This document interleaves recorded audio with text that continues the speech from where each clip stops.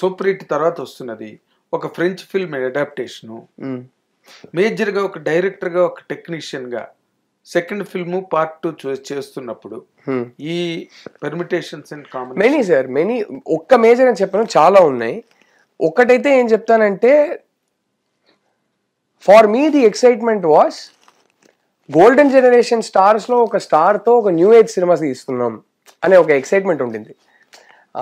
అప్పటి వరకు golden generation 4 మన ఇండస్ట్రీ 4 పిల్లర్స్ స్టార్స్ ఉన్నారు కదా, వాళ్ళ జనరేషన్లో నుంచి ఎవరు ఆ టైం పీరియడ్లో ఒక న్యూ ఏజ్ రామ్ కామ్ లాంటిది ఒకటి అటెంప్ట్ చేయలేదు. సో అది నాకు ఎక్సైటింగ్గా అనిపించింది. బట్ మేబీ అది ఆడియన్స్కి ఎక్సైట్మెంట్ కాకుండా కొంచెం అని చిన్న అనిపించిందా అనే డౌట్ ఉంది. సో అలాంటిది చాలా ఉన్నాయి సార్. అండ్ ఎక్కడో ఐ డోంట్ ఒకటైతే ఏం ఫీల్ అయ్యానంటే, సరే మన్మధుడు అనే టైటిల్ పెట్టాము, బట్ నేనైతే కాంటెంట్ ఎప్పుడు దాన్ని మైండ్లో పెట్టుకొని రెడీ చేయలేదు. ఆ ఒరిజినల్ సినిమాని అడాప్ట్ చేసుకోవడంలోనే ఆ ప్రాసెస్లోనే ఉన్నా నేను.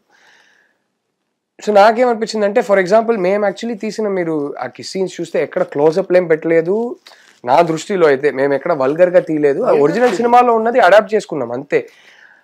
బట్ ఆ టైటిల్ వల్ల మాకు, మేము మార్కెటింగ్లో టీజర్లో ట్రైలర్లో ఎంత చెప్పినా అది పాపులర్ అయినా, ఎందుకంటే అప్పట్లో టీజర్కి ట్రైలర్కి మంచి టాక్ వచ్చింది సార్. ఆ టీజర్కి ట్రైలర్కి కరెక్ట్ ఆడియన్స్ మధ్యలో నుంచి టాక్ వచ్చింది. బట్ దానికన్నా ఓవర్ పవర్ చేసేది ఆ టైటిల్ వల్ల. ఫస్ట్ డే ఒక పర్టికులర్ ఆడియన్స్ వచ్చారు, వాళ్ళు ఈ సినిమాకి ఆడియన్స్ కాదు, వాళ్ళందరూ వచ్చారు. ఎందుకంటే వాళ్ళకి ఆ సినిమా అంటే, నాకు ఆ సినిమా అంటే చాలా ఇష్టం, ఒరిజినల్ సినిమా. ఆ టైటిల్ విని అరే మన్మధుడు లాగా ఉంటుందేమో అని ట్రైలర్ టీజర్ కూడా చూడకుండా, ప్రిపేర్ అవ్వకుండా చాలా మంది ఆ జస్ట్ టైటిల్ నమ్మే వచ్చేసారు. వాళ్ళకి బాగా తేడా కొట్టే కాంటెంట్, ఎందుకంటే ఆ సినిమా టైప్ కాంటెంట్నో ఆ సినిమా గ్రామర్నో కాదు. So I think that was one of the reasons.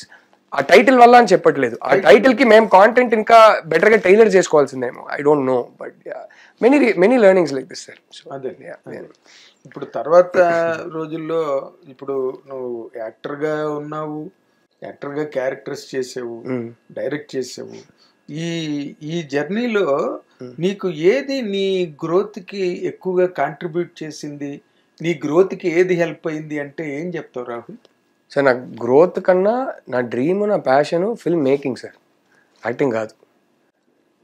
So from a very young age, 7th standard 8th standard నుంచి ఫిల్మ్ మేకర్ అవ్వాలనేదే నా డ్రీమ్, యాక్టింగ్ కాదు. అది జాబ్ వదిలేసి చెన్నైకి వచ్చి ఆ అసిస్టెంట్ డైరెక్టర్ జాబ్ దొరుకుతుందా అని ట్రై చేస్తున్న టైంలో అది దొరకలేదు. ఎందుకంటే ఒక్క కాంటాక్ట్ అంటే ఒక్క కాంటాక్ట్ లేదు సినిమా ఇండస్ట్రీలో.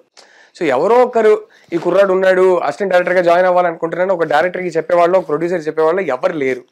సో లిటరలీ వారానికి ఒకసారి ఆఫీస్లోకి వెళ్ళేవాడిని, అసిస్టెంట్ డైరెక్టర్ జాబ్ ఉందా అని అడిగేవాడిని, అది దొరకలేదు.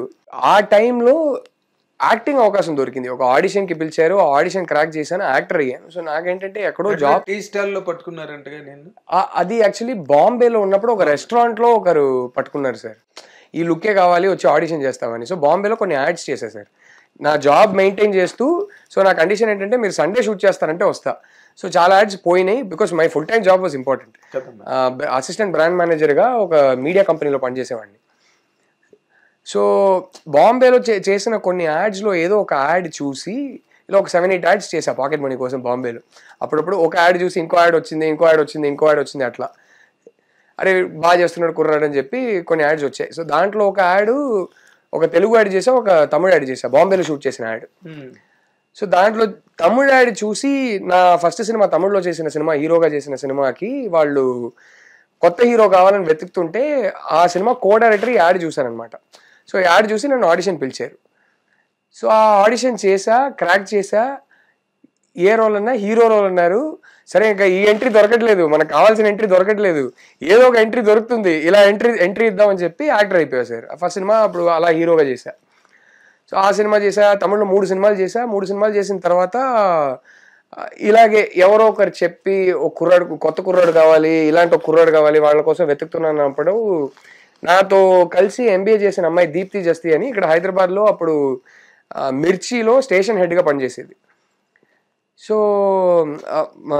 మా సినిమా అందాల రక్షే సినిమా లిరిసిస్ట్ భూపాల్ గారు ఏదో జింగిల్ రాయడానికో ఏదో రాయడానికి అక్కడ వెళ్ళినప్పుడు ఆయన చెప్పారనమాట, ఇలా కొత్త డైరెక్టర్ ఒక సినిమా చేస్తున్నారు, మంచి సినిమా, కొత్త కుర్రోడు కావాలి. లక్ష్మీ భూపాల్ గారు. ఆయన వల్లే నాకు, ఆయన దీప్తి వల్లే నాకు తెలుగులో ఎంట్రీ దొరికింది. సో ఆయన ఈ మాట దీప్తికి చెప్పడం, దీప్తి నాకు తెలిసిన ఒక అబ్బాయి ఉన్నాడు, తమిళ్లో 2-3 సినిమాలు చేశాడు, బట్ తెలుగు రాదు, పర్లేదా అంటే పర్లేదమ్మా ఫోటో ఉంటే పంపించమనంటే ఫోటో పంపించా. హను గారు ఈ టైప్ లుక్కే కావాలి, ఆ అబ్బాయిని ఆడిషన్ పిలవండి అని చెప్పి ఇక్కడ ఆడిషన్కి వచ్చా, ఆడిషన్ చేశా. ఆ ఆడిషన్లో సెలెక్ట్ అయ్యాను. అలా అందాల రాక్షసి దొరికింది. సరే ఇది కంటిన్యూ అవుతున్న సేపు కంటిన్యూ అవ్వనిద్దాం. నాకు ఒకటి ఏం రియలైజ్ అయ్యానంటే, అప్పట్లో నాకేంటి సార్, ఇప్పుడు ఫర్ ఎగ్జాంపుల్ అందాల రాక్షసి నాకు 1 lakh శాలరీ, న్యూ కమరు. ఫస్ట్ తమిళ సినిమా అయితే 10,000 శాలరీ. బట్ అప్పట్లో చాలా మంది వాళ్ళు డబ్బులు ఇచ్చి సినిమాలు చేస్తారు, అంత సీన్ నాకు లేదు. అట్లీస్ట్ ఏదో 10,000 శాలరీ అయినా ఇచ్చి ఒక ఎంట్రీ దొరుకుతుందని తీసుకున్నా. సో నాకు అరే అసిస్టెంట్ డైరెక్టర్గా పనిచేస్తే ఇది కూడా రాదేమో, అండ్ ఎక్కడో ఒక హీరోగా పనిచేయడం వల్ల మెల్లగా కాంటాక్ట్స్ పెరుగుతున్నాయి. సో ఐ సెడ్ ఓకే ఈ పాత్రలోనే ఉందాం, ట్రై చేస్తూ ఉందాం, డైరెక్షన్ ఛాన్స్ దొరుకుతుందని ట్రై చేస్తూ నేను యాక్టింగ్ సినిమాలు చేసేవాడిని. అందాల రాక్షసి రిలీజ్ అయ్యి ఒక 3-4 monthsలో నేను ఒక హీరోకి వెళ్ళి కథ చెప్పా డైరెక్షన్ చేద్దామని. సో అప్పటి నుంచి ట్రై చేస్తున్నా. సో అది ఫైనలీ 2017లో వర్క్ అయింది, సినిమా చేసా. 2018లో రిలీజ్ అయింది. 2017 ఎండ్లో ఫస్ట్ సినిమా డైరెక్టర్గా చేసా. 2018లో రిలీజ్ అయింది. సో ఆ మధ్యలో పార్ట్ ఉంది కదా. సో నేను ఫస్ట్ నుంచి ట్రై చేసేది డైరెక్టర్ అవ్వాలనే. సో యాక్టర్ అయ్యా కూడా అరే నేను అందుకే డైరెక్టర్ అవ్వగానే హీరో రోల్ చేయడం మానేసా సార్. నాకు బికాస్ అది పెద్ద కమిట్మెంట్ సార్, హీరోగా చేయడం అనేది many months కమిట్మెంట్. నా టైము, నా ప్రయారిటీ ఏంటంటే రైటింగ్ అండ్ డైరెక్షన్. సో అందుకే 15-20 days అడుగుతున్నారా, 10 days అడుగుతున్నారా, 5 days అడుగుతున్నారా, అలాంటిది చేద్దాం, మంచి పాకెట్ మనీ. నాకు యాక్టింగ్ ఇష్టం, ఇంకో సెట్లో వెళ్ళి ఆ డైరెక్టర్ దగ్గర నుంచి ఏదో నేర్చుకోవచ్చు. సర్కిల్ కన్నా కూడా I enjoy acting sir, but it's not my dream are passion. So side by side. And కొందరికి వాళ్ళు సినిమా చేస్తే వాళ్ళు నన్ను అడిగితే 100% చేస్తారు. ఇప్పుడు హను గారు ఒక సినిమా చేస్తున్నారంటే, ఇప్పుడు ఫర్ ఎగ్జాంపుల్ నేను సీతారామంలో ఒక చిన్న కేమియో, 1 scene కేమియో చేశా. హను గారు అడిగితే తప్పకుండా సినిమా చేస్తా. ఇప్పుడు ఆయన నెక్స్ట్ సినిమాలో కూడా చేస్తున్నాను, మన ఫౌజీలో చేస్తున్నాను. అలాగే సుజీత్ ఓజీలో అడిగినప్పుడు, సుజీత్ నాకు బెస్ట్ ఫ్రెండ్, నా గ్యాంగ్ ఇక్కడ హైదరాబాద్ లో సుజీత్, నేను, అడ్విశేష్, వెండ్ల కిషోర్. సో సుజీత్ అడిగినప్పుడు 100% రియలీ హ్యాపీగా చేస్తా. సో అట్లా. అండ్ సుజీత్, హను లాంటి డైరెక్టర్స్ తో పని చేసినప్పుడు యాక్టర్ గా చేసినా మనం సైలెంట్ గా అబ్జర్వ్ చేస్తే చాలా నేర్చుకోవచ్చు. సో ఆ పాయింట్ ఆఫ్ వ్యూ అంతే. So okay. Hit TV app, ఇందులో short news, live news, entertainment shows, movies, digital magazines తో పాటు మీ జిల్లా వార్తలను కూడా ఫ్రీగా చూడొచ్చు. ఇంకెందుకు ఆలస్యం, వెంటనే హిట్ టీవీ యాప్ ని డౌన్లోడ్ చేసుకుని ఫ్రీగా ఎంటర్టైన్మెంట్ పొందండి. Hit TV app. Hit TV app. Please download hit TV app. Hit TV app ని ఫ్రీగా డౌన్లోడ్ చేసుకుని ఎంజాయ్ చేయండి. మీకు నచ్చిన ఎంటర్టైన్మెంట్ కోసం హిట్ టీవీ యాప్ ని ఫ్రీగా డౌన్లోడ్ చేసుకుని ఎంజాయ్ చేయండి. హిట్ టీవీ యాప్ ని డౌన్లోడ్ చేసుకుని ఆస్వాదించండి, ఆశీర్వదించండి. ఇంతమంది సెలబ్రిటీలు హిట్ టీవీ యాప్ ని డౌన్లోడ్ చేసుకోండి అని చెప్తున్నారంటే ఎంత మంచి యాప్ ఆలోచించండి. అమెరికా అమెరికా అమెరికా అమెరికాలో చదవాలనుకునే వాళ్ళకి విశ్వసనీయమైన పేరు మన శౌర్య కన్సల్టెన్సీ. UK లో 1 year masters, UK లో 1 year masters, 2 years work permit up to 5 years visa. Contact Saurya Consultancy. Contact 89851 89851.